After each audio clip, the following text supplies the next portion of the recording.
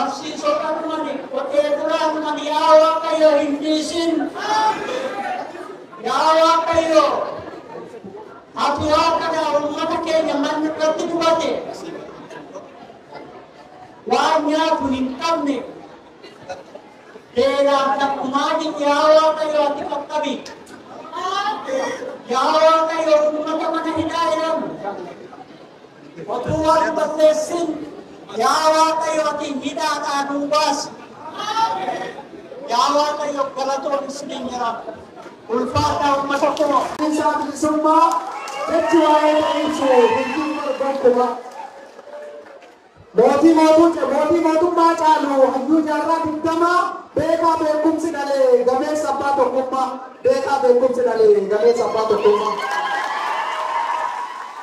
Eenyutiin si qixxeessa meemaatu si dorgomaa hiddaan nurraa buqqiste gabrummaa bara kuma hiddaan nurraa buqqiste gabrummaa bara kuma. Sabni mirga isaa falmuu hunduu sitti haajama situ daandii nuu saaqe gaaddidduu bilisummaa hawaasni jirtan amma waan jedhu qabu ulfaadhaa galatooma. Isaa si dandannaan hamtuu sitti baasanii darbani. Furdachuu salphaa ture akkuma namaa nyaattee. Saba keetiin jecha ekeraa kan fakkaate saba keetiin jecha ekeraa kan fakkaate morota dhiigii irratti soofamtee dubbifamtee rakkoo fi gidiraa hunda nuuf jecha kan baadhatte ana haa nyaatu dhiiga koo onnee keenya gubatee galata guddaa qabda sabni kee yoom dagate amma guyyaa isaa kennaan bilisummaa argatte asumaan si eebbisaa bakka nagayaan baate asumaan si eebbisaa bakka nagayaan baate. Shiraan haguugam tullee aduun dhugaani baati rakkoon gidiraan qabdee borbullee seenaa taati gufuun qabsoo Oromoo sumaan kanarraa kaati wanni jarri sodaattus borbultee dhugaa taati mootummaan biyya keenyaa innaan loltees mataatii jedhe. Ulfaadhaa galatooma ulfaadhaa ani weellisaa miti walaleessallee miti joora waleessuutu galatooma. Yeroo takka abuugalanii famila lollanna waan itti mootummaa dhiyeessee taa'anii galatanii sagantaa itti aanu sagantaa haasawa Jawaarii sana dura garuu waan tokko Oromoo fi mumbarraa qalbiin na dhaggeeffata dubbi kana. Nama tokkotu ilma qaba. Ilma kana malee jaalataa ilma kana farda biteera. Ilmi kun akka malee quufa abbaa yeroo baay'ee mee ilma kiyya natti godhii jedhaa waa gorsu. Galgala maraa Oromojaarsi jedhu irraa booda dhabne jedhee ofumarraa baafata. Gaafa kaanii abboon ilma kiyya anilleen akka waa dhufuun beekanii mee natti godhii si gorsa jedhani.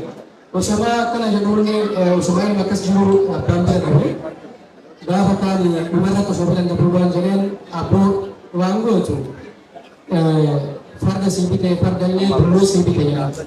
Bulloon ammoo Jawaar wal fakkaattii dhibbeedhaan gaafin jedhee farda bulloo sii bitee gurbaa yoo misaa beektan jechuun nama jabaa yoo taate fardi sii farduma jedhee kan farda kanaa oliyyattu marufta.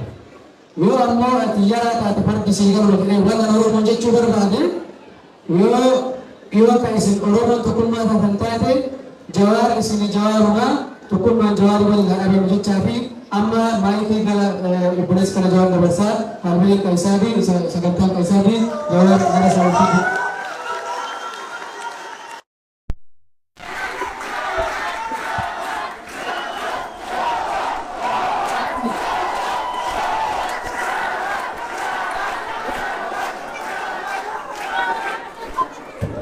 Ta. Kam ooltan?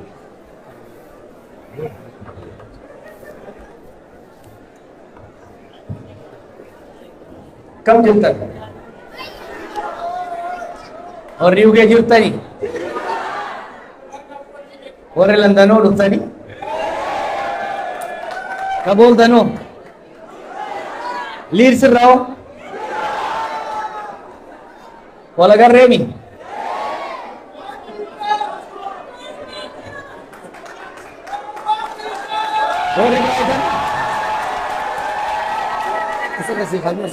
Warri Brightonoo na jirtaniin baga wala garree kan jiru walumaa argame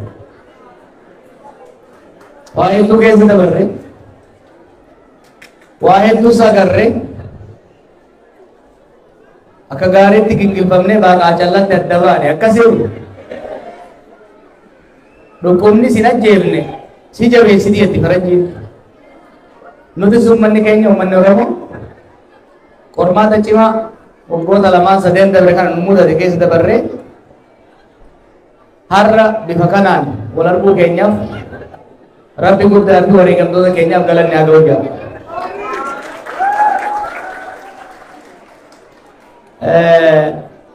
Yeroo mana hidhaa turreetti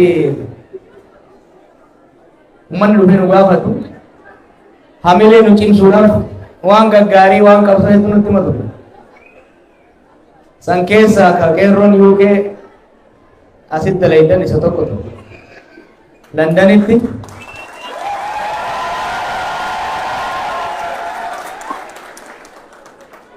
dhugaa hedduu nama boonsitanii hedduu galatoomaa dubbi jajjabduun dhufne mormi jajjabduun nurra gahee garuu hawaasa keenya bakka argine olitti agarree jechuudha.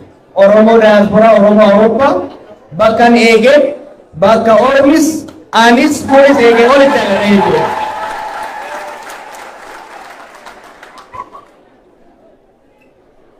Girri social media alatti Oromoo lafarra jiru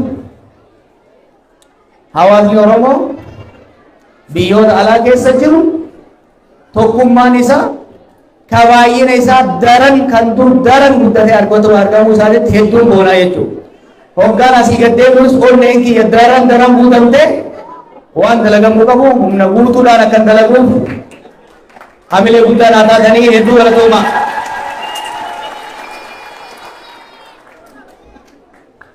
Oggoo torban dabre kana keessa gaa marii godhaa jiru dhageessanii jirtanii wanni yeroo ammatti akkam biyya alaa dhufu kallattiidhaan uummata wajji akka mari'annu ha godhe isin yaaduu kiyya san qofaa miti garuu haalli Oromiyaan keessa jiru haalli uummanni Oromoo keessa jiru haala addaa haala hamaa walfixiinsi hammaatee hiyyummaan jabaattee namni bahee garuu dadhabee nyaatee buluu dadhabee yeroo jiru kana keessatti yoo dhuguma uummata kanaaf hin qabsaa'e jedhe uummata haa kanarraa qabu kana ka gaafan ajjeesuu yaalan naa jecha wareegame gaafaan hidhame na bira dhaabatee wareegame uummata rabbii gaditti galata guddaa narraa qabu kana maal godhu wayya yaada jawurraa an qawwee dhufaasaan jiru qawween irraa dhaamsuu waan hin dandeenyeef waraana ajajaan jiru waraana irraa gadhaabuu waan hin dandeenyeef ummatatti bahuudhaan ummata keenya ka biyya alaatis mootummoota biyya alaatis bira dhaquun lolli hamaan Oromiyaa keessatti gaggeeffamaa jiru ka ummata keenya gaaga'aa jiru kuni akka dhaabbatuuf walwalchuutti hin jira haga takko nagaree gettan jeen yaada akkuma inni qabxiilee bakka adda addatti kaasetti waggoota afran dabre kanatti hadiinni coyomsaa baaburri dhiiga qeerrootiin saba keenya biyya san gara dimokiraasiif sirna federaalaatti ceesise jennee abdanne sun kararraa maqfamuu isaatiin biyyi wal waraansa hamaa keessa waan seenteef diinagdeen unkutaa'ee humnoonni alaa jalaa gubbaan harka galfatanii ilmaan namaa bar dhibbee takka jaarraa 21ffaa kana keessatti akka shukkurtaatti kitifamaa yeroo jiran keessa waan jirruuf haalli kun immoo haala kanaan walitti buluu taate ummata keenya daran waan miidhuuf tokkoffaa akka mataa kiyyaattis akka paartiittis akka ilma namaattis mootummaa Itoophiyaatiin ga'ee namni dhumuun nu gayaa biitii barbadaa'uun nu gayaa karaan irra deemaa jirtan doongoraa karaan irra deemaa jirtan isinis biyyas qilee galchaa jira falli amma jiru tokkoffaa lola dhaabanii mariitti seenuu dhaga jiru isaanitti simnerra amma immoo akka dhagaan isin duratti illee itti himuu barbaannaa jechuudha.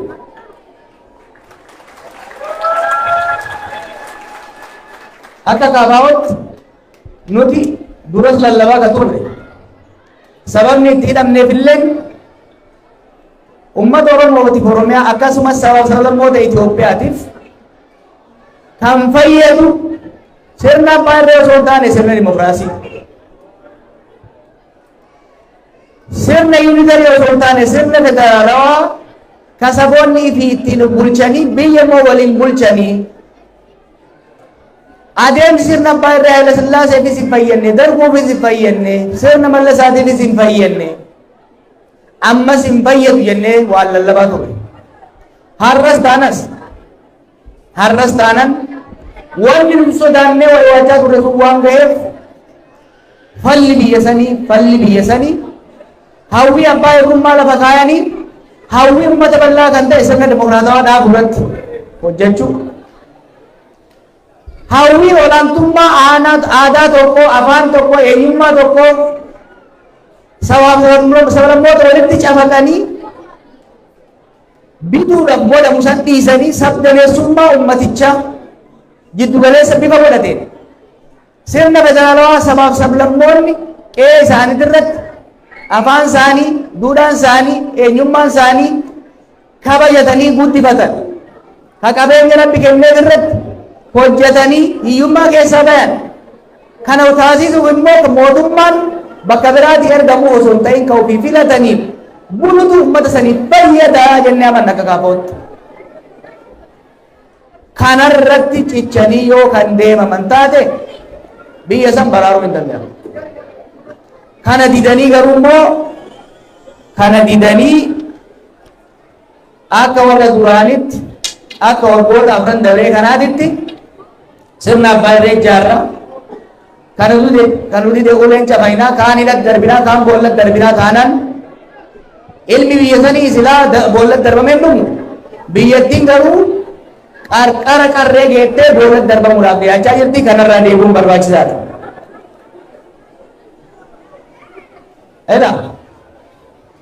Oromoo waan tokkoon isin kadhu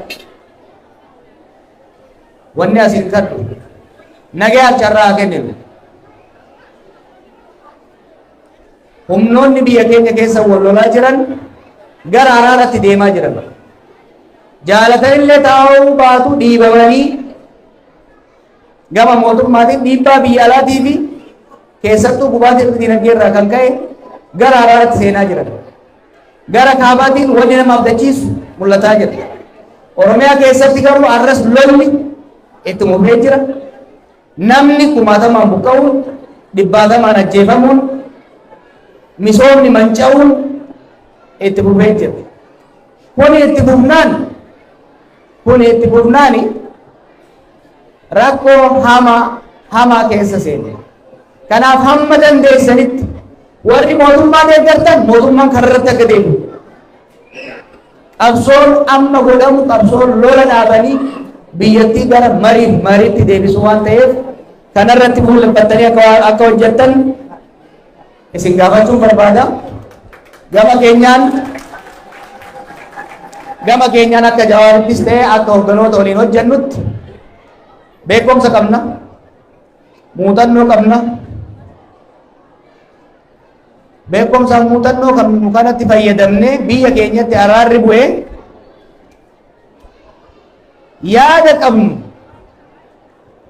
qawween osoo hin ta'in qalbiidhaan wal bira qabne ummanni keenya kasaa ta'u keessaa filatee hiyyummaa bara baraa cunqursaa keessaa akka ba'uuf karoora lafa kaayannee deemaa jirra. Erga baanee sagalee dabsanne malee harkaan fi miilaan gadi hin teenye, sammuun keenya gadi hin teenye, jaarmaa cimaa jaarree jirra jechuudha. Maaliif 75 91 2018 ummanni Oromoo carraa sirna dimokiraatawaa sirna isaa ta'u jaarrachuu kan dhabe yeroo mootummaan jijjiiramu kamiyyuu jaarmaa cimaa tokko jaarmaa siyaasaa cimaa bakka haadaan Oromoo kuufeetti odaa Oromoo ta'ee biqiluu danda'u haqa saba kanaa kabajee kabachiisee sabaaf sablammoota wajjin walqixxummaadhaan jiraachisuu danda'u jaarrannee qophoonee dhabuu qophoonee eeguu dhabuurraa waan ta'eef nuti kana qophii cimsinee deemaa jirra.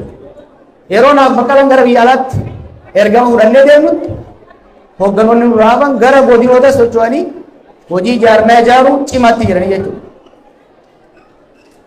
Jecha qofaan osoo hin ta'in gochaan dhaaba Oromiyaa fakkaatu bifuma kamiinuu dhaaba Oromiyaa fakkaatu ka waggaa 25 osoo hin baqatin humna danda'uun qabsaa ture. Amma immoo nutilleen dargaggoota qeerroowwan hedduu wajjin itti dabalamnee cimsinee ittiin deemaa jirra. Hamma dandeessanitti nu bira dhaabbadhaa. Ergaa nagayaa, ergaa sirna dimokiraasii, ergaa sirna federaalizimii dhaabuudhaaf tattaaffan nu bira akka dhaabattan jabeessi itti minaan jee jira. Mararaa Guddinaati. Galatoo waan isin jaa.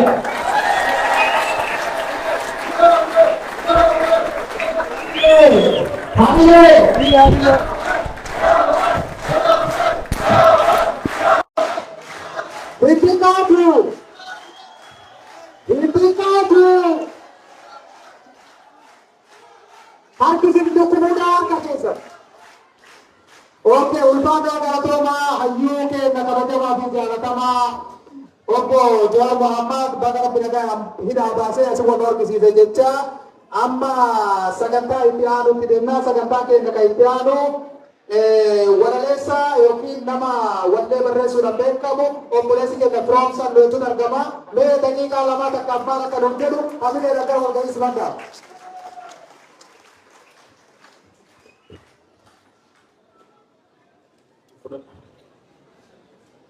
Galatoma.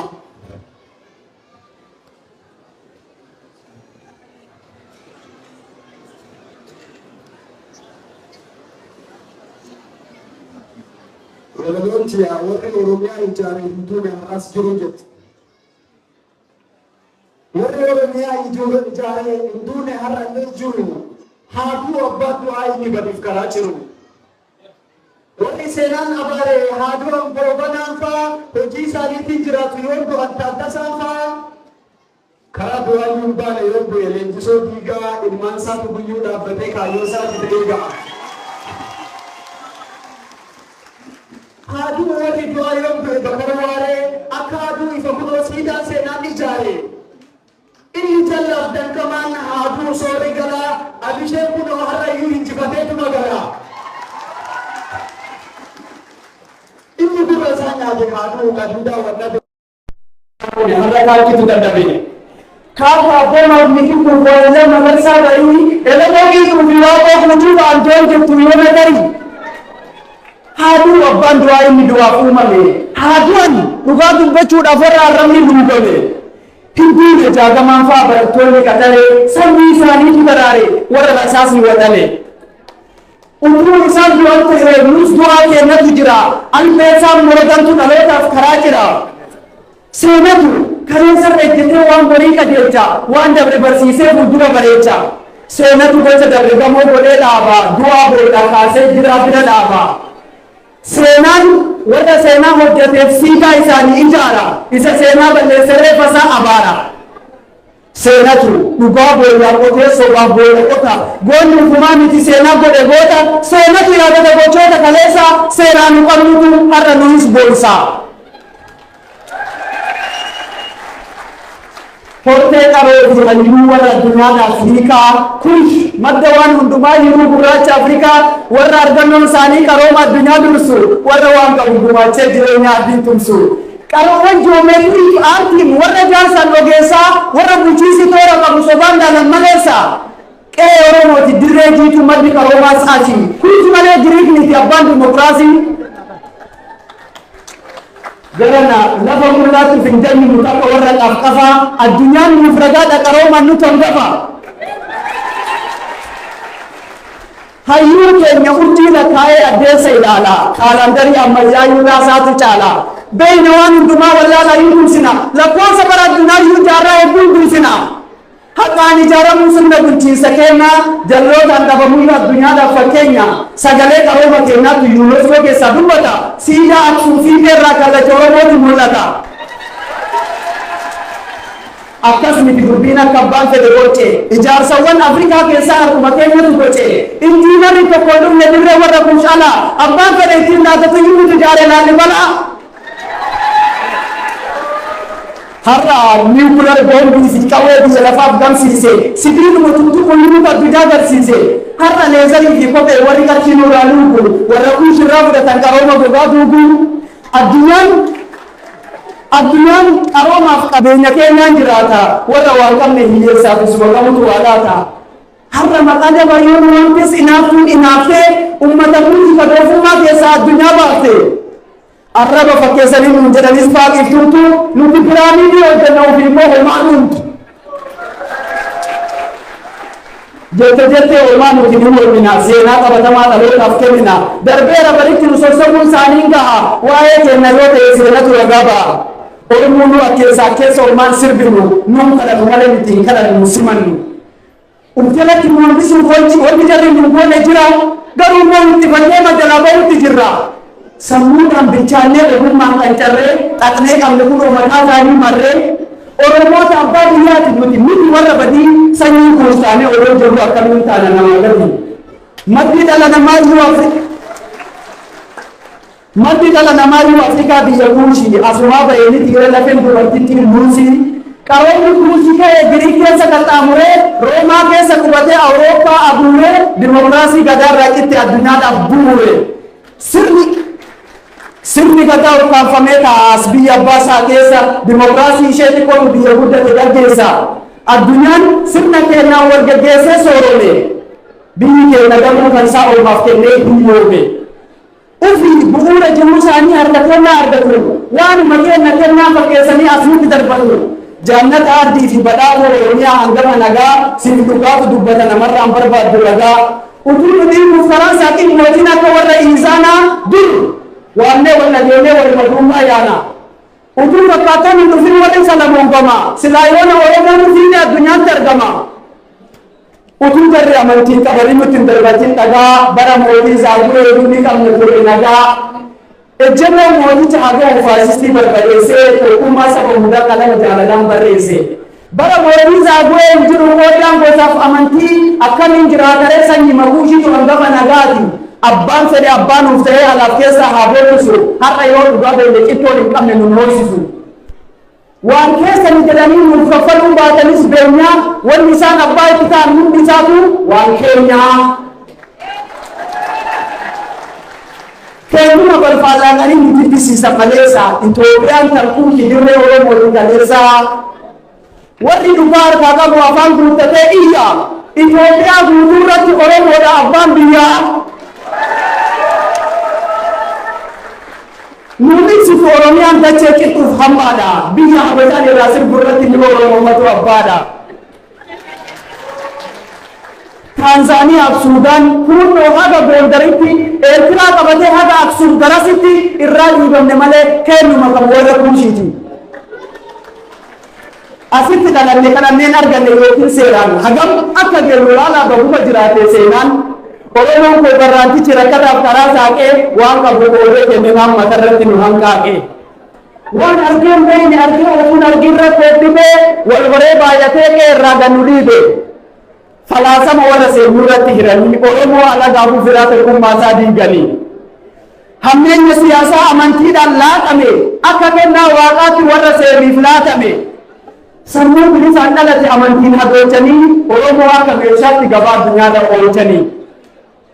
Bara mootota Oromoon maqaan jirre baasanii Itoophiyaa bara dukkanaa jechuun bara ifaa dukkaneessanii. Bara Raas Alii Daangul bara Gumsaa malee Oromootu biyya bulcha seenaa ukkaamsan malee. Har'aatu malee soqotee waan dabre lafaa kaasa. Seenaan bahuman guyin seenaa duwwaa kaasa. Lubbuu ofii wareeganii amaanaaf of dararanii Oromiyaa kana durbaataan dhiigaaf lafeen sararanii sanyii itti dhuguugamanii otoo hin dabarsine lubbuu silaa yoon akka itti jiru tilmaamuun nu dhibu. Balleeffamuuf yaadamus nuti warra baduu miti warra badayyuu barbaanna sanyii warra gaariiti. jiraata awwaalamee yoo taanes nyaata bindaa dhiigaaf lamee lafaatu nama ta'ee biqila dachee irra dhiichifnu hin arganne kadhannee irrumatti uumamne rabbumarraa arganne tika boodaaf hayyuutiin har'allee irra jiraanne yoo qalbiidhaan ilaalle jala dachee oromiyaa dhiigatu jala buqee aannan obaasa biyya kabajaan irraa deemu lafeetu jalaa iyya erga addaa jiraasaa dhabe oromoo hin dabarre bara inni harka kenne al tokkoyyuu nagarre bara bobbaa birmannaa jila madda walaabu gaafa oromoon diina dhoofte miidhumaanuu dadhaabu gaafa wallee bobba'ee boorana abbaareetutti gaafa hubate oromoon biyyasaa dhabuu caalaa lama kan jirre duuni gaafa hidhatee ka'ee diina isaa haleeluutti gaafa oromoon abbaa dhugaa hidhatee ka'ee onnatee gaafa habashaan naasuudhaan aduu saafaan hollate gaafas xiiqii malee hin jiru daangaan biraa gaafas dhiigara tarkaanfatanii kadhatti fiiguu jira oromoon gaafa jalqaba sirna gadaasaa dhabe gammoojjii baaleetti gale mura xiqqoodhaan cabee horsee calise malee cabe jedhee hin teenne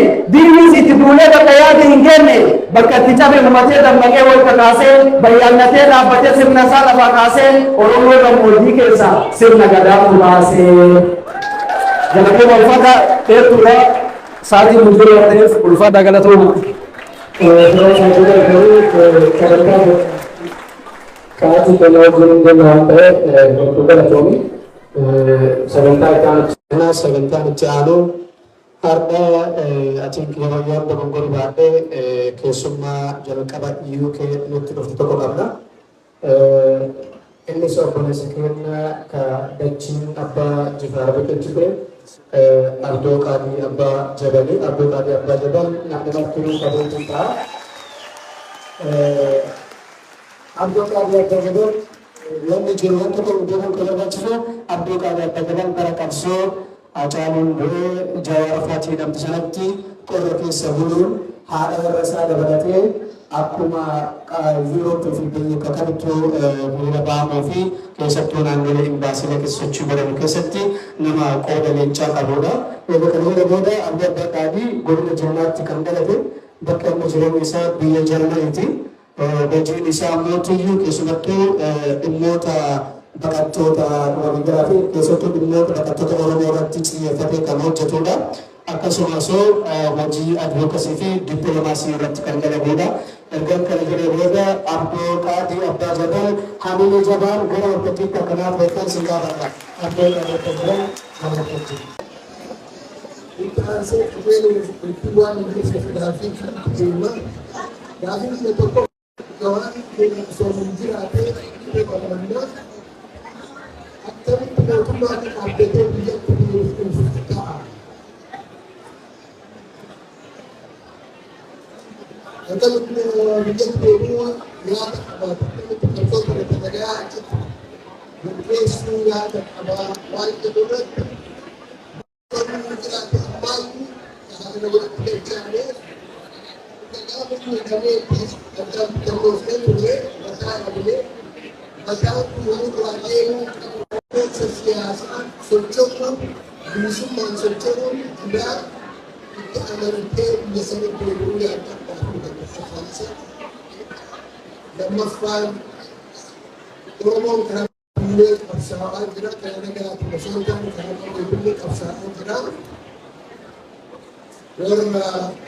dari orang yang berpikir cara orang cara mulai berusaha untuk kecil mati dua lagi juga dan orang keluarin ke temannya orang yang kecil asal ini kene lagang wajar nacuan cara bagus pada dirinya.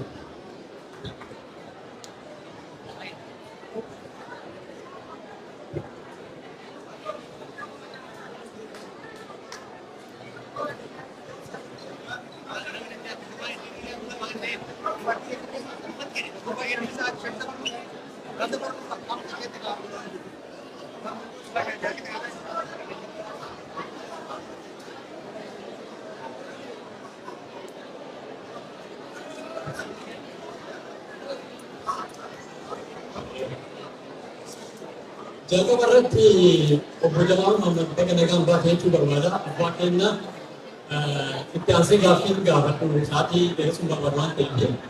Jero ati mana kita ada kesaniti ya jalan lagi kita ada kesaniti. Yang oleh tu gurme sekarang aktivitas di anak jadi muda kesat tu juga. namni tirtallee ture waraana bilisummaa Oromoo biyya keessatti nama jaanmarroo jedhamu hoggarmuudha. Ati immoo erga achii baate karaa nagaatiin deemnaa jetta. Hiree waraana bilisummaa Oromoo karaa ati nagaadhaan jettuudhaan maal ta'a? Lammaffaa Abiy Ahmed hagam amantummaa irraa qabdaatiin nu irraa kadhatta yookaan waraana bilisummaa Oromoo beekan Tigraay irraa kadhattee jechuu barbaadeera.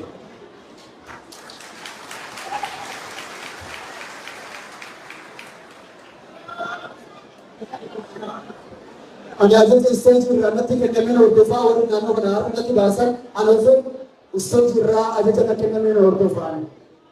Ati goonu isa booda akka komannee madaquu keessan hin beeku isiniif hin kenna aabboo irraa fudhanneeti kan isaanii boonas manguddicha lama immoo isiniif hin kenna.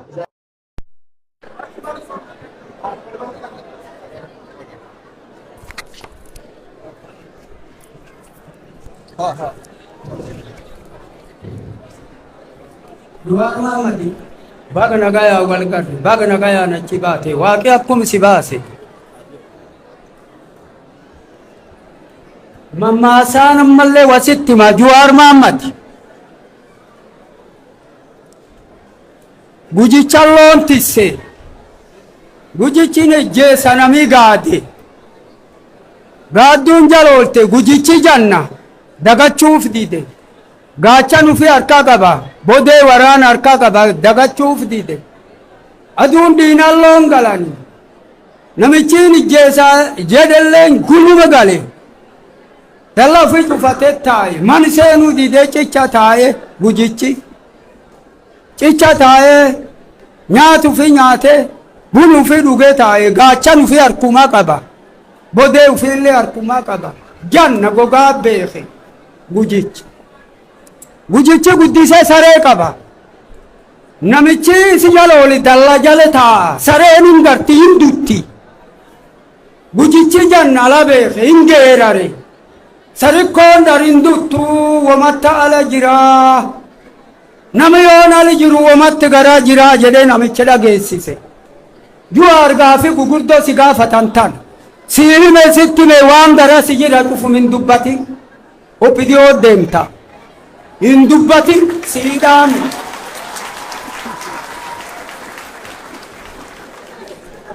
tokko Juwar walii galla anduru fi akku qoodi nama tokkotti wabaallame seena waraani nagaan fiduun mirkaana waraani nagaan fiduun mirkaana ammoo wanni har Itoophiyaa keessa maqaa kedhawanii achi siyaasaniif waraana talaa qabdu kana Juwar Muhammad qaroo akka billaachaa jabaa akka dhakaachaa wanni ati taateef jedhii waaqoo guutuu walii gala waaqoo guutuu hiddaan buqqifne garbummaa yoo jedhamni ilmeetu guddinni jedhe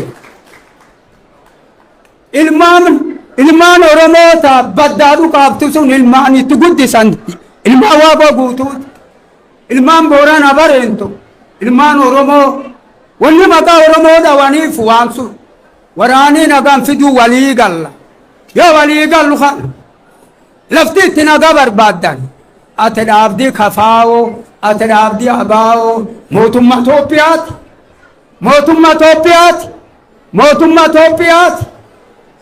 mootummaan Itoophiyaa mootummaa gadalattee nagayaan jaaramtee miti mootummaa biyyee lafa'anii jedhu mootummaa afaan kiyyi malee kadhibiin hin jiran jedhu mootummaa amantiin tiyyi jedhu mootummaa afaan kan keema dubbatti siin jedhu nagayiin galuu nagaan fiduu waliila galle mootummaan warri adiin kun dadhabe mootummaan amii adiin dadhabe maraaraan haga dhaabe nagaa kanoof takko waraan hin jennu Oromoon nagayin mootummaan Itoophiyaa nagaa fuul hin beektu nageenyu kun hojjaanu fi akka nama guddaan rafee tamma duddi duubi dukkanise yoo mootummaa Itoophiyaa laa duddu duubi dukkanise tunagaan yaayyuu sii hime waan garaa qabu wama garaa si jira waan garaa si jira dhuf hin dubbatin juwaar waan ati hin dubbanneef ammallee waraabessa karaa deemu durii yoo maanguddoon jedhe warra namaa bulu mammaasi kun ka hobbidiyoota warra namaa bulu waraabessi warra namaa bulanii agaboon bulanii ilmaan ufii haamee namichi kaaree qalaafi reetti nyaatee bulu waraabessiin ka'e abbaa waan gurra naa taate ilmaan hedduu dhalee qaba galata warri kiyyattiin si galadha hayyaana jedhu waliin yaa'e warra waraabessasi waraan ufii afaan boollaan lakkisee boolmittisee yoonni seeni garuu jiru mani bineensa haciisu kan galati mati haati warraan dubban galata kanke ilmee loonii qaba ilmee harree qaba ilmee re'ee ilmee fardaa qaba akka waraabessi nyaan ilmaan tanteetaan isattuu itti dabra haga tarmaa baate ijoolleen tuwwama afaan hin buufanne nu namichuuleetu hin nyaannaa jedhe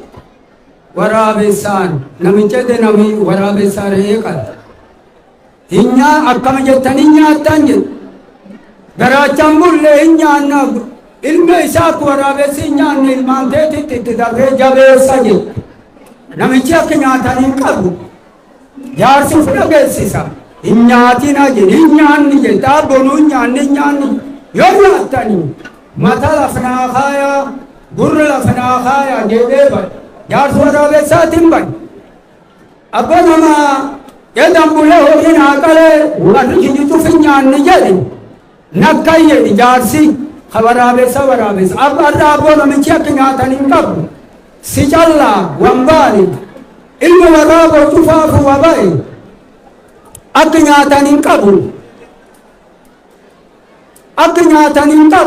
yoo argartifiin caqasi namichi akka nyaatan hin qabu haynu kaasi jedhe warraan bay meeti namichi jedheen la nyaannee jedhe namichi la nyaannee jedha hin gabaabsun jedha hin gabaabsu wakaloree futamman kokkisi walaloree fudeetu tamman kokkisini na kokki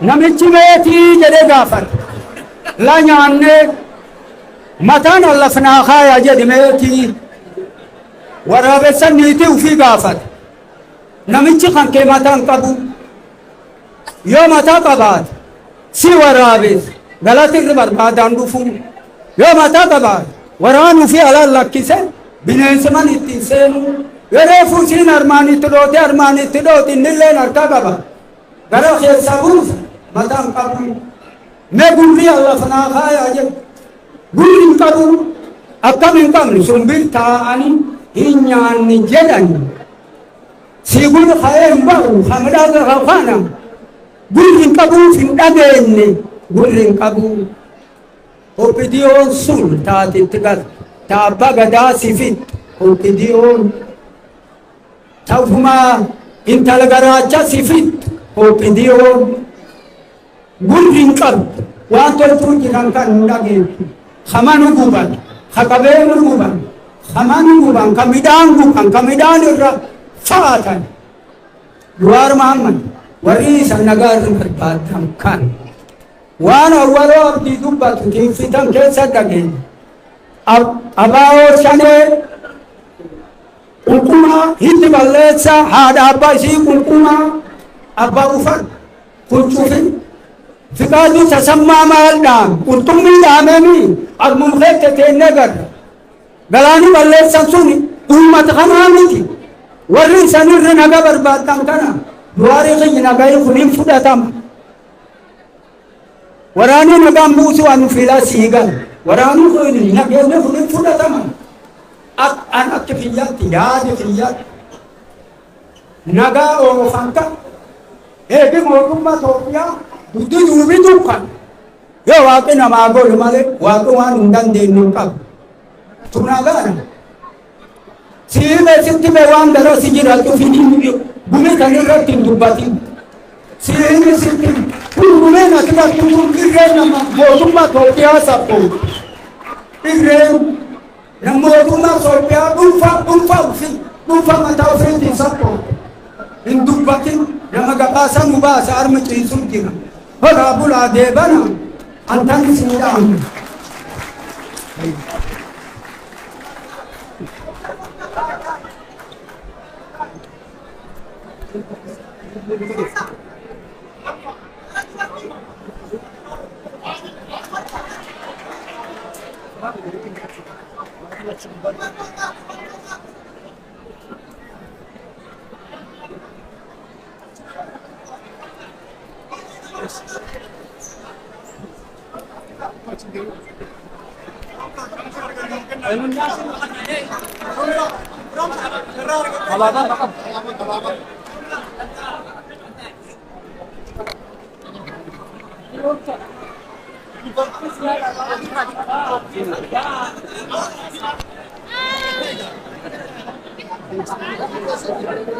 Assalamualaikum. Haji Jawar carraa kanatti fayyadamee mana hidhaatii nu baatee asitti si harkuu keenyaaf gammachuu guddootu nutti dhagahama. Koomiis ni qaba, gaafis ni qaba. Koomiin tiyya duraanis nagayuma labsaa turte ammallee nagayuma labsita. Garuu duraan abbaa biyyaa jirtu meeteeti. Noonna jiftaa ramaan irraa dhiibtee tunis gaafidha.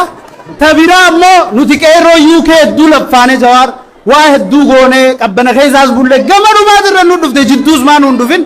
Gaafiin tiyya tabiraa Jawaar biyyatti hin galuu hin laffaynaan amansiisuu hin dandeessanii nuun jettee jirti. Okkee biyya taa'e rakkoon qabu. Garuutu uummanni biyyaa sun haa caalu mootu aljawaarii qaraan nuun jaanii jiran. Ummata kana amanuu hin dandeenyu. Yoo biyya galte jawwee magaalaalee akka Shaashamannee Amboo Awwadaa achi nu jiraadhu siin jenna gabaabinumatti. Tabiraa ammoo Jawaar tadhumaataniin qabu gaafiin tiyya tanumaa.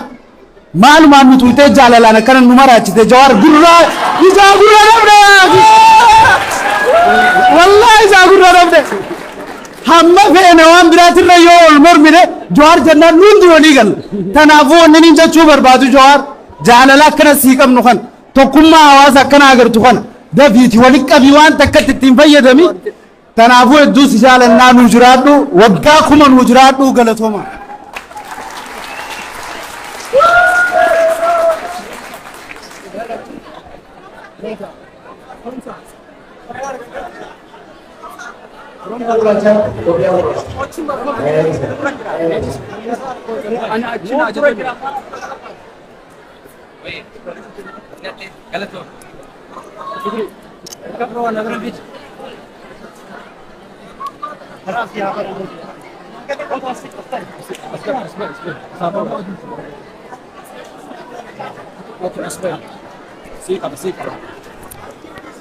Jawwe assalamualaikum sinjada galatomi gaafiin kiyya ka jalqaba haye gaafiin kiyya ka jalqaba gaafaati hidhaa turtetti warri ati amma karaa nagayaatiin waliin haasa'anii jettu kuni tokko qaallitti galchinee tokko ajjeefnee jedhaa turan. Ummata kanaa waliin akkamitti karaa nagayaatiin qabsaa'uu dandeettaa? Hayyee haa qabsooytuuti qabsoo kanaan duraa keessatti tasgabbaa'aa amaanaa Lammaa Magarsaatii fi Abiyyitti kennanne jetta. Amaanaan suni akkuma anaafati beeytu taate amaanaa biraa hoo akkamitti nutti kennuuf deemta? Itti kennuuf deemta? Akkamitti ammoo amaanaa biraa warri sun galmaan gahuu dandayaa ka jedhu gaafii sii qaba. Lammaffaa ammoo carraa takkanaaf kenni piikcharii osoo si waliin ka'uu danda'e jedhu.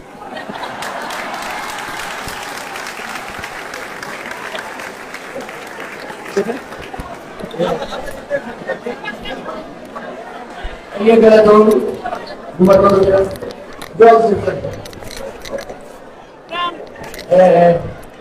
isi manzara ya kabdu do manzara kabdu ya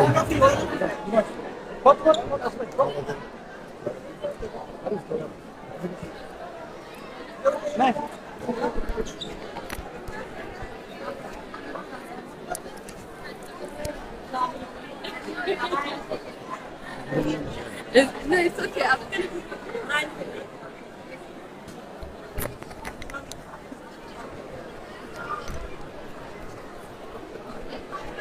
Okay. First of all,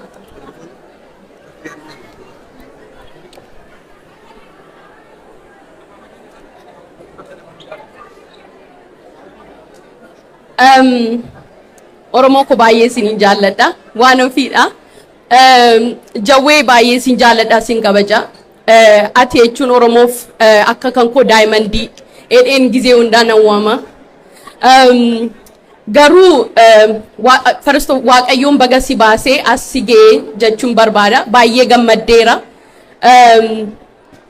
Waan kan jechuu kan barbaadu Oromoo first jettee ija keenya nu banteetta.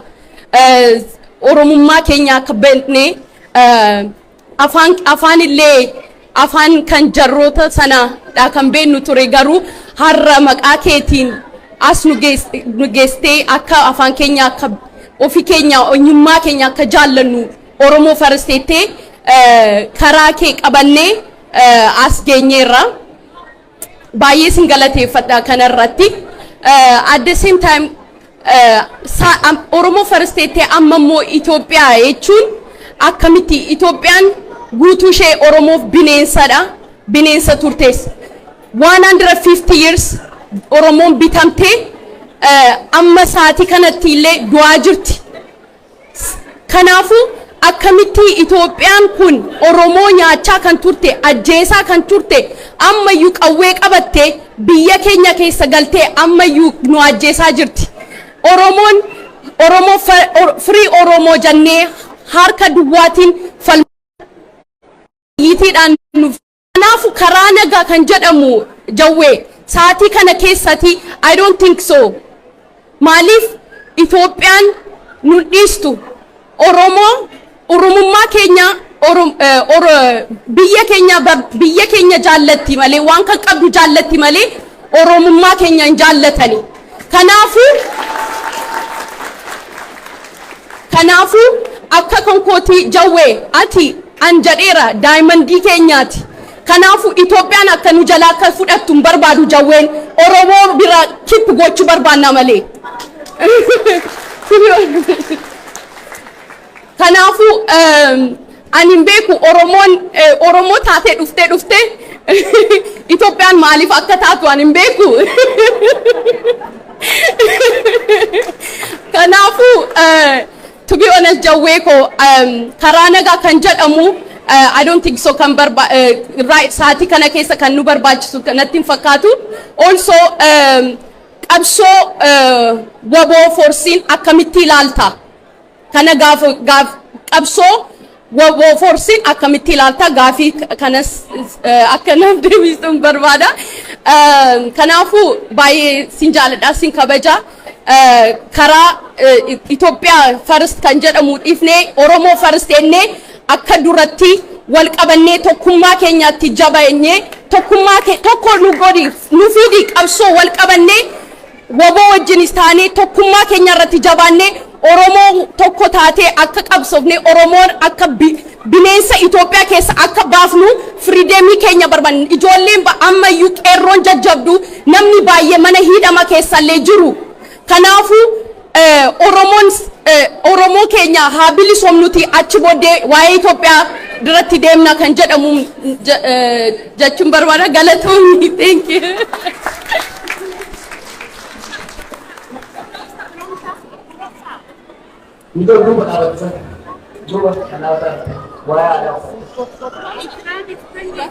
Asik.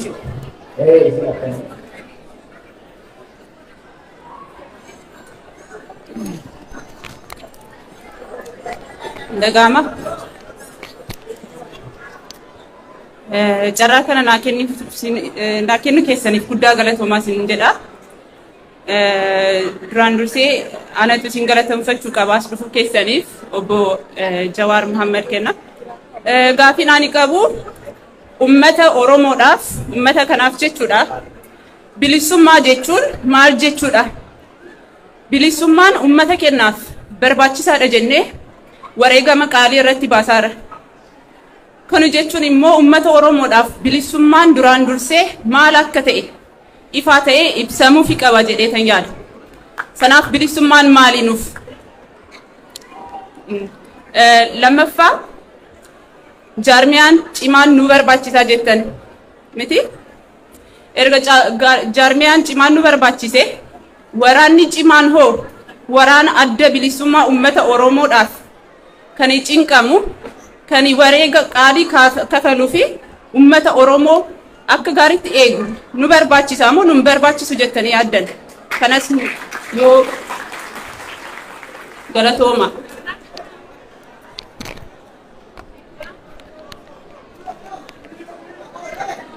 Dubartoota qofaaf kenna makka.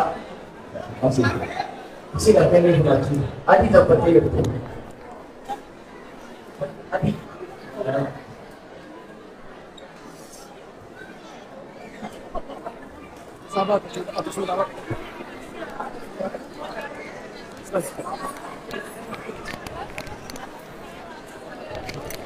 السلام عليكم ورحمة الله. جوين قدرتها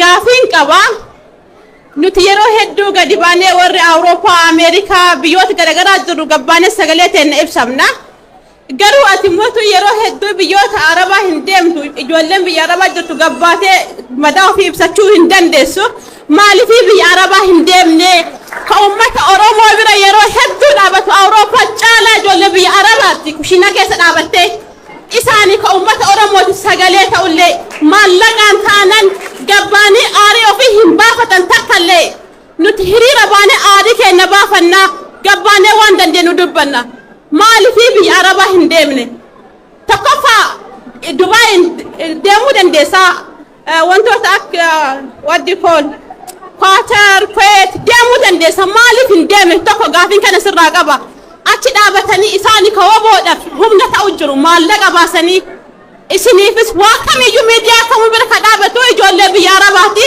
تانو مسر راقبا قالتهم Ayo galatoon. Asirraa tokko asirraa hin dhufaa jechuudha. Qofa. Okay, isa manguddoo kana fedhii. Manguddoo kana fedhii.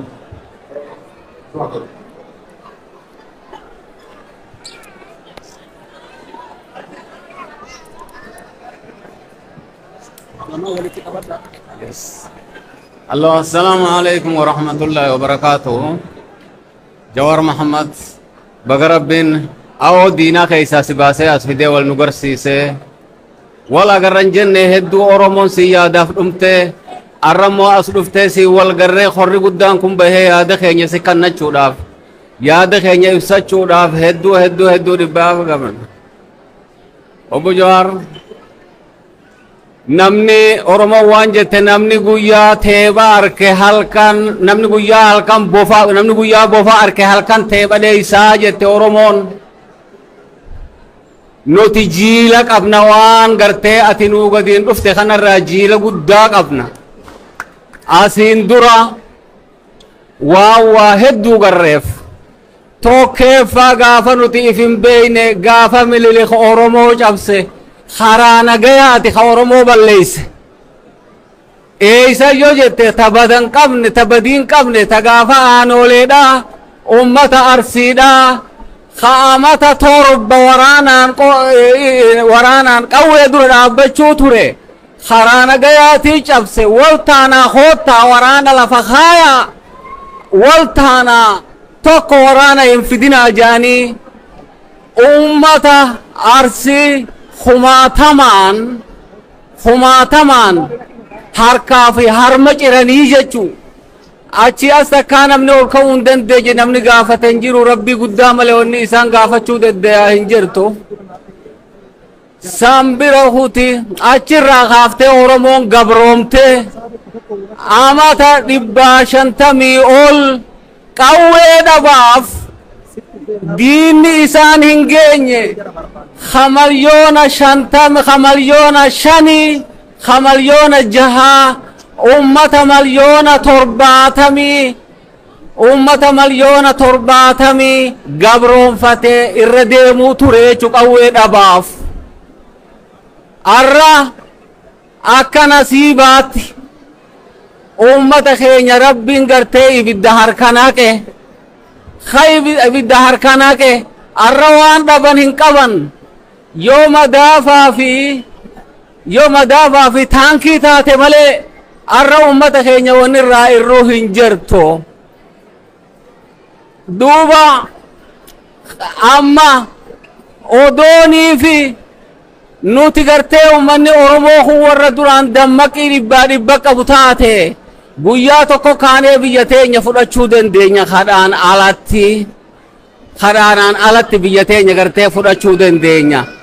Arra nuu gartee darajaa tana jiru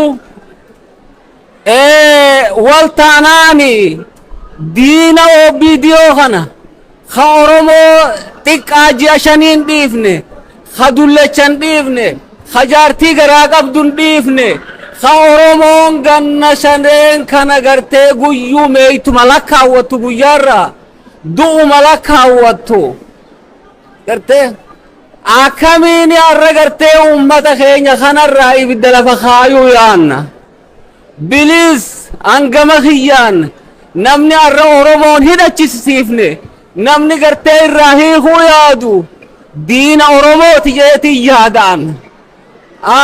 Amma diina Oromooti jeetii yaadaan akka nama tokkootti. Tanaafuu amma miila ammaa kana ta deemtu dhuficha keessan irratti ilmi namaa oguu isin nagayaan deemna jettan kana waa hedduu waa guddoon nama dhagayamu jira. Sanagayni kuni kanuma Dr. Mararaan jala dulloome booharaan nagayaa odoo amatu alagaa aruusa geggeessuu katakkaa Oromoon bilisummaan harkatin ka inni jala du'e moo kanuma biraati karaan nagayaa kun. Achirra as deebi karaa kara keessani joo kan as deebu taate ammaasi waan jechuu jirtan Oromoo tahee mootummaa tahee waan ummanni dhumateef waan bobbahee galuu dadhabeef waraanni kun dhaabbatuu qabaa jettan ammallee ummata Oromoo wal fixu jiraa jettan irraan si bu'a bilisti godhe jirsinii arrabicha qabna guyyaa duuba Oga karetan kana rambo. Ayya arra ogani fi singarte akana jettan kana si ikharan nagaya khuni khanuma OBDO'n sababa isida sababa kharana gayatin ilman Oromoodha khabelawe goddame amata diidamii fi waa Eritiriyaa keessa dhukee du'e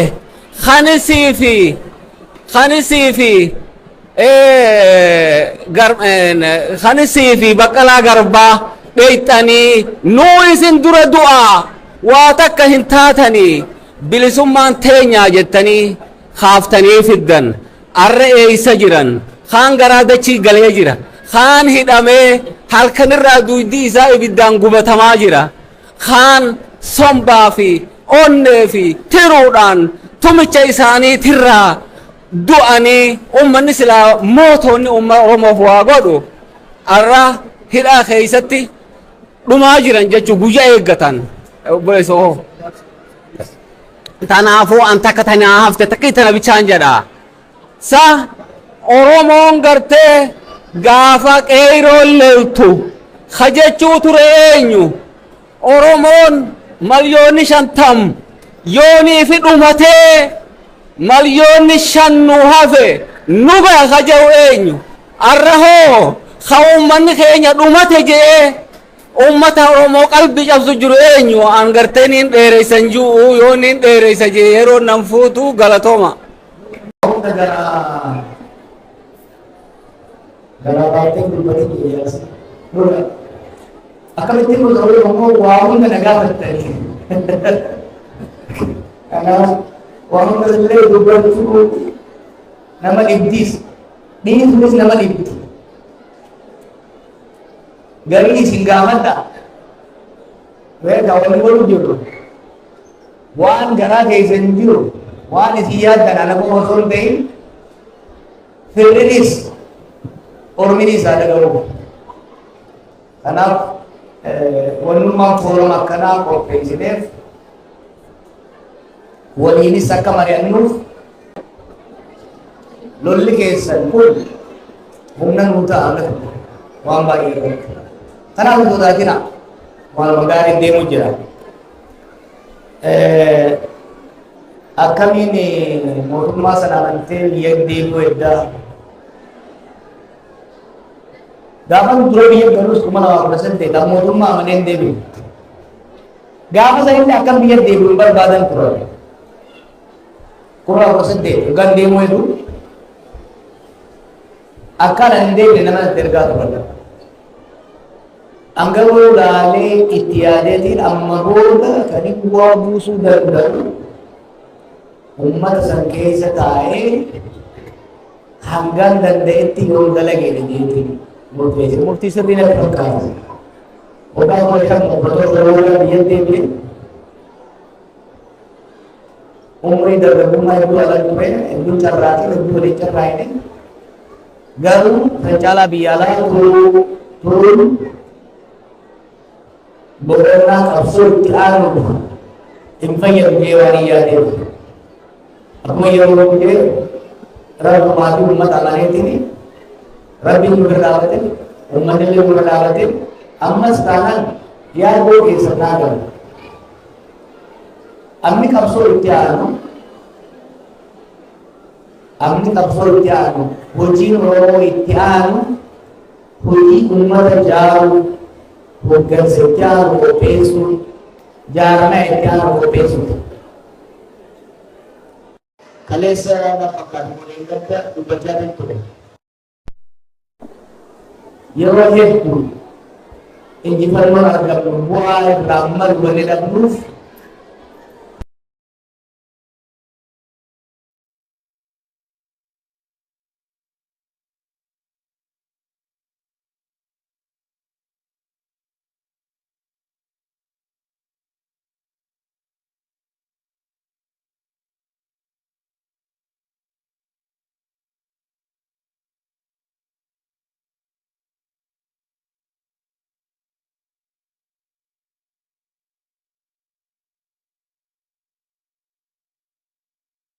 gammachuudhaan immoo gammachuudhaan fidannaa kanaan deemna jechuudha. Wanni hiikachiisuu yookiin deddeebi'ee jiru. Wanni nuti jechaa jirru waa'ee hidhachiisuu fi hiikachiisuu miti. Haala qabatamaa Oromiyaa keessa jiruun mootummaanis muraasni bilisummaa Oromootis sadarkaa walii hiikachiisuu keessa jiran. Haalli Itoophiyaa waliigala keessa jirtu sadarkaa tokko hiikkatee harka kennu keessa jirtu. Tigraayitti nageenyi dhufuu qabaa, lolli dhaabbachuu qabaa, jee uummanni addunyaa yeroo lallabu. Humni Tigraay haa hiikkatu mirga jechuudha. Hiikkachuus hin danda'u, hiikkachiisuus hin danda'amu. Wanni jamaa jiru lolli dhaabbatee dubbiin lola nama geessachuun gara dura nutti adeemtudha. Yeroo tokko kun ajaa'ibsiisa obboleeyyan keenya. Tigraayitti lolli aadaa barbaaddan Oromiyaatti lolli itti yaa'uu biyyan akkasii miti kan ta'uu qabu. Nuti kana jechuun jiru mootummaadhaan dubbii wanti lola nama geessisa rakkoo siyaasaati yoo lola. Rakkoo siyaasaa yaadde dadhabde biyyaa uummata kaalamaa kan geesse amma hiree nagaa kennuudhaan waliin taa'aa mari'adhaan maal piroosesni kun piroosesa gaafata. Akka duritti maguddoo abbaa gadaatiin hin taatu amma hin taatu maaliif konfliktiin Itoophiyaa keessaa intarnaashinaalaayis ta'ee jira. Kanaaf mediator takkaahu negotiate mediator immoo jaarsa humna sadaffaa kakaanoon lamaan irratti walii galan filatanii qaamni dubbii isaanii gidduu ilaalu kun waliin mari'achiisuu qofa osoo hin taane wanni irratti walii galan hojiitti raawwatu isii kan mirkaneessuu danda'u gaarantoodha jennu ta'ulee jabduu qabu keessatti hirmaatee deemuu qaba. Akkuma kaabatti amma godhamuu hundi Oromiyaa keessatti godhamuu qabaadha jechaa jiru. Akka paartii siyaasaattis, akka hoogganaattis, akka nama tokkoottis wanni jechaa jiru kana.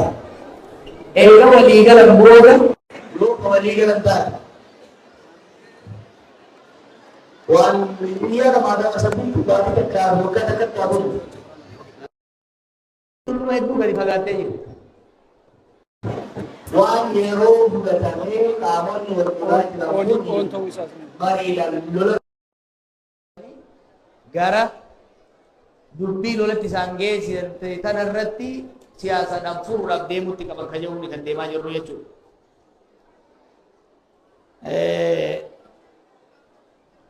Waa'ee galaana boysuu fi qurxummii balleessuu sun hin danda'amne. Galaanni ni bal'ate. Qurxummiin ni heddummaata. Gaafa dura lolli kun jalqaba eegalu. Gaafa sochiin gidaanii beekii ture dhiisaa jenneen araaraan fixaa waan kanaa.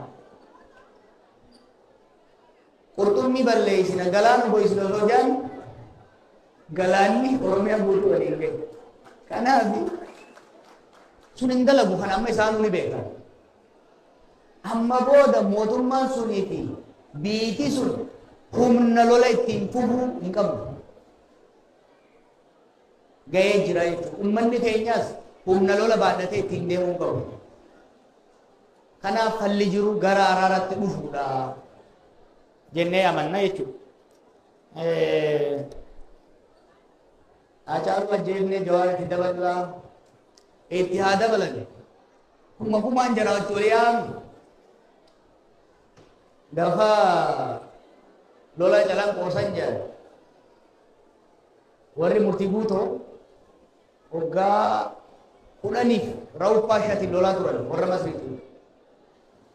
Waggaa 10 kanarratti namni illee dhumee keessattuu kaavalarii ka'ee humni fardaa hedduun isaanii rawuppaa shaatirraa re'ee ogguma lama haara galfate waraanni Minilikii dhufu. Yeroo kan namni rifate aboo lola kan hin dandeenyu namni hedduun irraa dhume. Namni hedduun irraa dhume lola kan hin dandeenyu jennaan tokko kadiirsa ijirraa hin dhagee na fakkaatu. Tokko maal jeen haawuu jeen shari'aaf galanni haa ga'u afur fuuneeti lakkuu irraa oolraa hin sodaatiin lola seeni jedhe.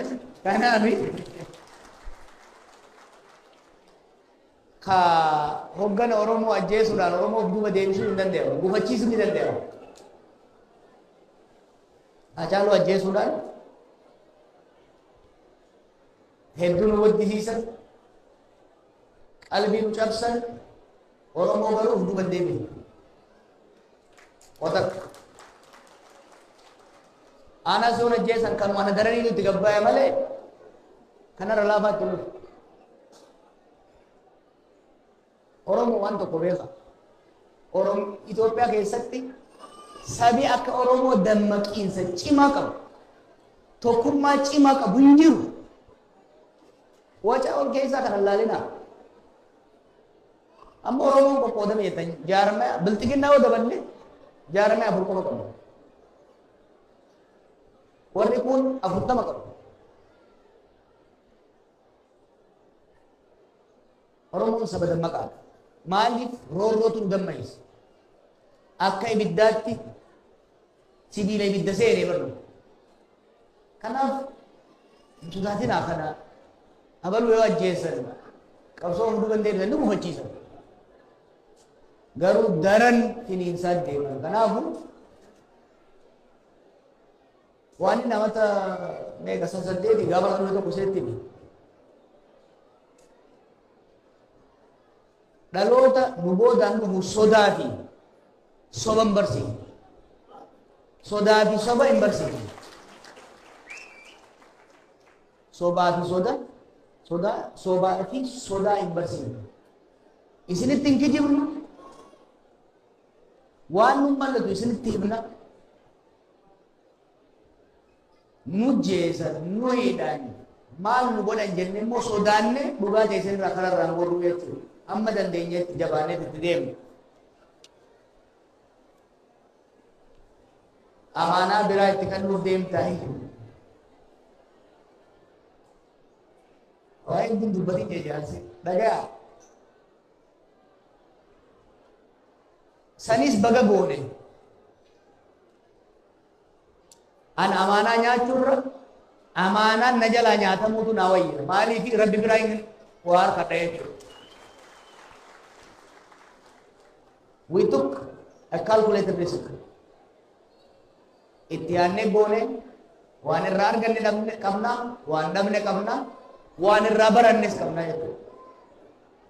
Kanaafi mee hunduma deebi'a maaliif amaanaa san kennuuf dirqamne warra aangoorra jiru 2020 kuffifne jennee ogaan himne edaa wanti keessa horoo 2018 osoo hin gahin lafa ga'uu faati.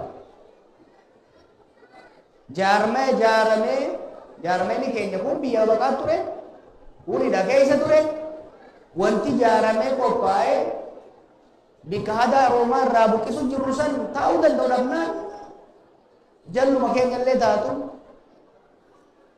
eebaanis gorsaanis maalinis diriirfanne jennee itti deemne jechuudha. Yeroo sanitti murtii sirriitti ture waan irraa arganne qabna waan dhabne qabna hunda caala immoo waan irraa baranne qabna jechuudha. Xiqqoo waa asinitti mee fida. Keessattuu dargaggoonni waan tokko beeka. Bakki irraa ka'an hedduu fagoo. Bakki irraa ka'an hedduu fagoo dukkana fagoo. Har'a bari ifarra jirra. Waan keessaa dabarre hanga ammaatti marsaa 4 keessa dabarre 5ffaa seenuu jiru. Marsaan dura afaan Ingiliziitiin revival jennaan. Muka cabe beeyanii gartanii hoggamoonni tokko hoggaa dameen gaccabtu ni qaamaya. Sanboota biyyee irra ceesee irraa waa fudhateeti deebi'ee ollatu eegala. Warri gammoojjii warri bakka bosonni jiru guddate ni beekan. Dameen mukaa tokko yoo gaccabte osoo guututti hin fottoqin gadi yoo cabte ni qaamoyti dura. Sanboota bishaaniif biyyee fudhatteet ol jetti. Revival jennaan. Deebi'uu bayyanachuu sochiin baroota 1960 irraa kaafnee hanga 70 goone sochiin afran qalloo sochiin Maccaa Tuulamaa sochiin lixa Oromiyaatti tuulamaa ture sochiin gama Baaleetti tuulamaa ture keessattuu sochiin dadammaqiinsa ummataa hubannaa ummataa fiduudhaaf godhame revival stage jennaan. Nation building keenya keessatti revival stage jennaan. Fakkeenyaaf odaa amma bakka hundaa odaa qabna. Odaan Oromoo bara sanitti garuu irraanfatamee ture. Hayilamaariyaam Gammadaatiin Maammoo Mazammil faanii hoggaa odaa san fuudhanii akka mallattoo walootitti kaayan it was part of the revival. Revival wanni afran qalloo ture dhawaa keessatti taa'uudhamaa ture. Booda Maccaa Tuulamaa godhaa ture aadaa Oromoo afaan Oromoo namuma kana baru jaarraa hoggaa tokko hoggaa haasoo ni yaadata. Hoggaa dura waraana bilisummaa Oromoo jaaran waraanni hedduun kan isin irraa nume namuma kanaan ati Oromoo hoggaa jedhanii bu'aan Oromoo miti ani Islaama ani Arsiidha ani Boorana jeeti itti dhufaasu ture jechuudha. Achirraa kaanitti revival stage keessatti Oromoon caqee lafa ga'ee ture sun mataa xiqqoo ol qabate wal dhaga'uu eegale. Sirba Ali Birraa Kawsanuu Diidoo kan hoggaa laaltan 60s keessa waan ta'u. Asoosaarraa kaasee hanga Cinaasanitti hanga maalitti kasirru mataa namaa keessatti sabboonummaa haa baqaalchuudhaaf ture jechuudha. Oromummaa caccabsan deebisanii ijaaruu. The first stage is revival. Eega uummanni xiqqoo dammaqee booda eega Oromummaan bayyanatte booda kalammata reconstruction jennaan deebisanii ijaaruu uummata dammaqsiisan deebisee ijaaruu adda bilisummaa Oromoo ijaaramuun, waldaaleen adda addaa ijaaramuun, torbaatamoota irraa kaasee hanga 80moota jalqabaatti qubeen Hayilee Fidaa Baashee Umarra Shaaffaa qubee irratti dalaguun kun hundi reconstruction uummata dammaystee jirta waan si jalaa diigame san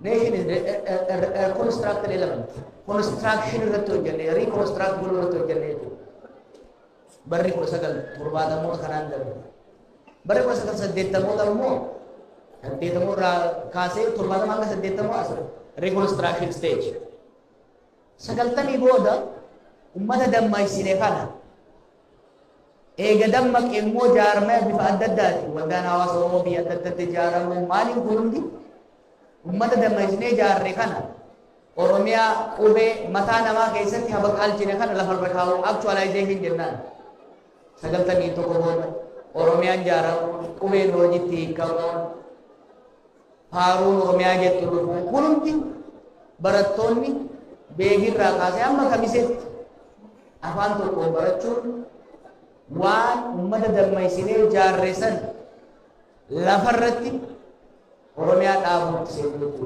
this was the actualization stage. Ummanni osoo dammaquu baate ribaayif osoo godhuu baate hin jaartu ijaaruu hin dandeessu osoo immoo mataa isaa sirriitti ijaaruu baatte lafarra kaa'uu hin dandeessu. Fakkeenyaaf Oromiyaa fi qubee dursitee mataa namaa keessa galchuu baatte barbaachisummaa afaanii 75 76 78 barruu Hamid Mudeefaa barreessaa turan garaalte hojiin ummata dammaysuu jaaruu achirratti dalagame 91 itoos the actualization waan dammaysinee jaarre san lafarra keenya Oromiyaa lafarra keenya afaan keenyaan barachuu itti fufne waa sadiitu akka qabsoo qeerrootti akka milkoo'in murteesse kaachii wal qabatee dhufe 91 booda namni afaan ofiitiin barachuu magaalaa galuu fi biirokiraasiin Oromiyaa jedhamu ijaaramu jechuudha. Kanatti fayyadamnee gulantaa afuraffaatti sadarkaa afuraffaatti jira. Sadaffaan afuraffaa ascendas power. Sirna alagaa buqqaafne ummata dammaysine jaarre lafarratti caasuma Oromiyaa san fayyadamnee waa baay'ee dalagne beektaa yeroo san.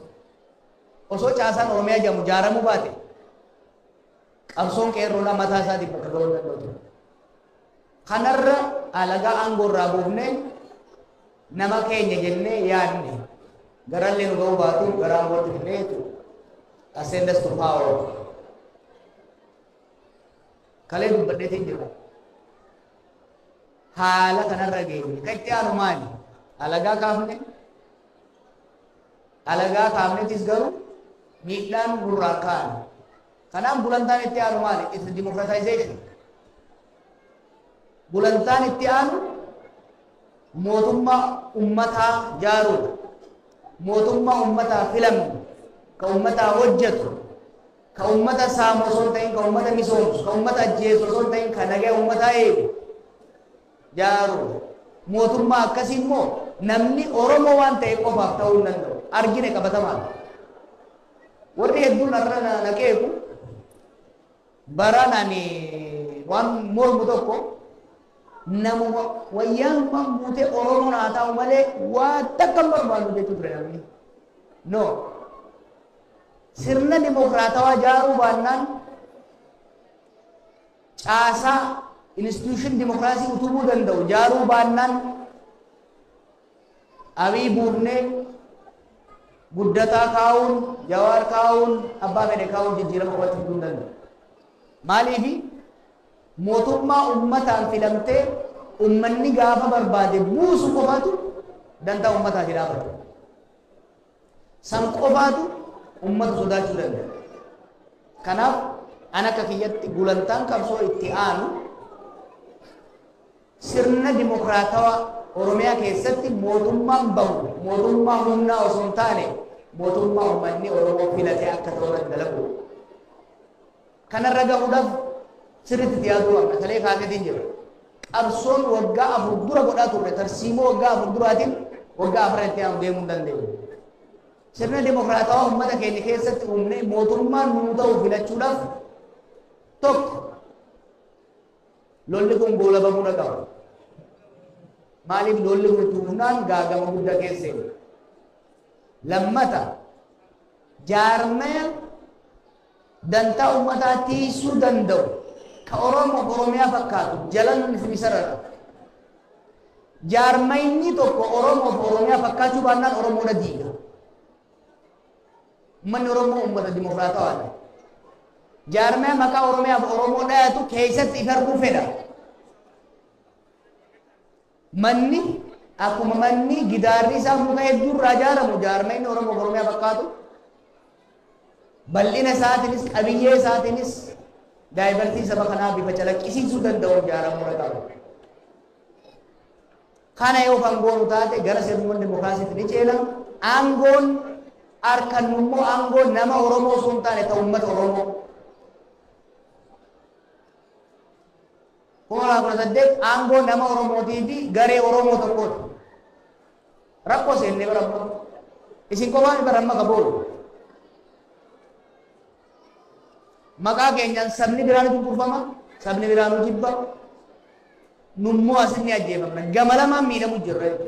Kanaaf an akka laalutti 1960 keessa revival dadammaisuu irratti hojjenne itti aanee jaaruu irratti hojjenne itti aanee waan jaarre lafa keenya itti aansinee Orma ofirraa qaarsinee nama Oromoo aangoo irratti ba'a. Ka itti aanu sirna mootummaa Oromoodhaa Oromoof taatu sablammoota biraatiif taatu karaa dimokiraasii. Garuu immoo waan saba kanaaf uummata kanaaf biyya kanaaf ta'u kana waan ta'eef aarsaa barbaachisu kafallee itti yaadnee irratti dalaguu qabna. Kan irratti dalaguutti jirra. Waa'ee ijoollee biyya arabaa obboleettii na gaafatte uummata ajaa'ibaati ijoollee ajjeesu. Gaafa OMN dura dhaabu kan irraa kaafne keessatti warqee biyya keessa hojjetu lola san keessa taa'atu nu gargaaraa ture. Qabsoon gargaaraa ture nu gargaaraa ture. Biyyoota biraa keessatti hojjetanii miidhamaa hojii gargaaraa. Galata guddaa qaba. Amma ture dhageetii ture. Gara fuulduraa kan dhala. Garuu rakkoon isaan keessa jiran rakkoon hin qabatu. Keessattuu Saawud Arabiyaa rakkoon huccuu rakkoo xiqqoo irra gooti. Rakkoo hariiroo biyyoota lamaanii. Rakkoo hojii dippiloomaasii gaafata. Sadarkaa keenya koorte ta'e sadarkaa mootummaatti waan garagaraa qabaata. Kanaaf suuta tooftan deemuu gaafatti. Jijjiirama guddaa kun dhufu ture Saawud Arabiyaa keessa isaanii. Akkasumas hariiroo bishaanii wal qabatee Itoophiyaan biyyoota biraa wal keessa kanaan ifa qaqqabata. Kanaaf yeroo qabna hordofaa jirra. Dubbachuu wal nuuf qusanneef miidhaa ofii qaba akka jaalaluu godhatan barbaanna garuu bira jirra waan dandeenyu gama gamanaan yaalaa jirra. Egaa amma kan barbaachisu guyyaa ture ture. Waan keessa dabatan bakka geenye waan arganne waan nu hanqatu laaluu gaafata. Sirriitti yaaduu gaafata. Sirriitti yaadee tarsiimolee masa qabne malee dhiigiidhaaf aanii qofaan akka deemu taate ni miidhama. Naannawa sanitti Itoophiyaan akka durii hin beeku. Hunda baay'eetu rumicha baay'eetu irra walga'ee jira. Humnoota baay'eetu naannoo Itoophiyaa qofa sun ta'in gaafa Afrikaa waliin gaarreeffachaa jira. San keessatti akka miidhamne akka faayidaa nu buusuu dandeessutti socho'uu danda'ama. Dhufni waan ibsa very careful assist. Manidhaaf turre itti yaadne dargabaan asitti yaadne akka keessa gara filanii dabarsuu baannus ummata keenya booduma hundarraa ummata wanti keenya haasa'u. Hayyoota keenya wanti ni mari'atan. Dippiloomaatota wanti ni mari'atan. Haala qabatama uummanni keenya keessa jiru. Biyya Itoophiyaa keessa, Gaambiyaa Afrikaa keessa jiru, addunyaan keessa jiru, dandaa keenya giddu galeessa godhannee xiinxalanii jira. Wanni amma dhiyeessaa jiru kun laalaa kaleessaas irraanfannee osoo hin ta'in gowwaa ta'anii amanuun qofaan socho'uunis osoo hin ta'in istiraatiijikii itti yaadnee jechuudha. Istiraatiijikii ammatti karaan baasu akka nuyi wanta qondannee socho'aa jirra. Kanaaf ergaan asii qabu ofirraa buqqaadha. Waan nuti dhaggeeffadha. Waan dubbannuuf kan dubbannee dhaggeeffadha. Sini galaan dubbannuuf kan dubbannee dhaggeeffadha. Waan isinii taate morre ni ilaalla. Akkuma nama goosatti dongortan jettan ta'uu danda'a. Bara waan qabuuf yeroo isinillee waan qabdan. Yeroo injifannoon hin jirtu beeku. Yeroo hunda iddoo keessa shantamii tokko irraa argina danda'ame. It's a passing grade. It's a passing grade. We have a strategy when there is a problem. We have a strategy. We know where we are going. Naannoo sana sirriitti isaan walii jirra. Humna keenyaa fi kabiraa ijoollee qabnee ilaallee jirra. Maal yoo goone deebilee jabaannee qabsoo kana bakka isin jirturraa gara fuulduratti tarkaanfachiifna. Dantaa saba keenyaa osoo miidhamne akkamii deemsa dhageenyu halkan nama tokko afaanii waan deemnee miti. Sirriitti itti yaadnee mari'annee wal dhaggeeffannee waliin falminee murteessinee deemna. Warrayyuu keenya hedduu galatoomaa hedduu jaalannaa ummata keessan bira dhaabbadha. Hawaasa keessan cimsadha. Uummanni kun akkana baay'achuun isaa qabeenya siyaasaa biyya kanaa akka ummata keenyaa taatutti influensi gochuu dandeessa. Amma biyyoonni akkasii Oromoonni masiifuun fa'aa bakka addaa jiran isaan lakkoofsatti qoora. Dhiibbaan achitti garuu isin caalaa jechuudha jira. Sirri jaalamaa gaafa dhufe gaafa namni biraan dhufe osoo hin ta'in hooggansa keessa cimsaa. Giddu gala hawaasaa tokko qabaadha. As kanatti miti. Londanitti, Leeds Citys, Brighton bakka turtanitti hawaasa jaalladha. Hawaasni yeroo walaaqaa yeroo biituu rakkattee dura bahuudhaaf yeroo mudaa mallaqaan waggaadha saniin sunillee bu'aan takka walillee gargaara. Afrikaa jaalladha. Nama kudhan yoo taatan churches, masgiidaas jaalladha. Bifa hundaan jaarama wal quba qabaanna walis gargaara. Warri barattanii yuunivarsiitii jirta ijoollee haaskuul jirtu jajjabeessa. Warri sanii olii warri dalagaa keessa jirtan warri eebbifamtuuf intarneeshippii adda addaa barbaada.